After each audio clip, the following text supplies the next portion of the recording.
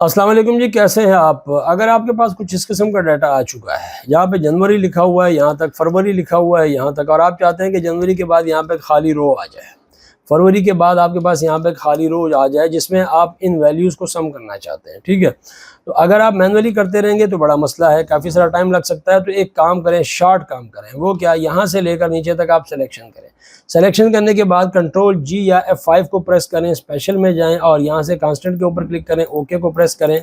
अब अगर आपके पास नॉर्मल कीबोर्ड है तो कंट्रोल प्लस को प्रेस करें, अगर आपके पास लैपटॉप है तो कंट्रोल शिफ्ट और प्लस को प्रेस करें, प्लस का जो साइन है, और फिर एंटायर रो के ऊपर क्लिक करें तो आपके पास यहाँ पे एक एक खाली रो तो आ चुकी है। अब आप चाहते हैं कि टोटल हो जाए तो फिर आप वैल्यूज़ वाला जो कॉलम है उसको सेलेक्ट करें, कंट्रोल जी या F5 को प्रेस करें, स्पेशल में जाएं, ब्लैंक्स को सेलेक्ट करें, सिलेक्शन हो चुकी है, आल्ट और इक्वल के साइन को प्रेस करें तो आप देखेंगे आपके पास यहाँ पे टोटल भी आ चुके हैं। आप चाहते हैं कि यहाँ पे टोटल भी आ जाए तो टोटल आपको यहाँ पे मैनुअली लिखना पड़ेगा।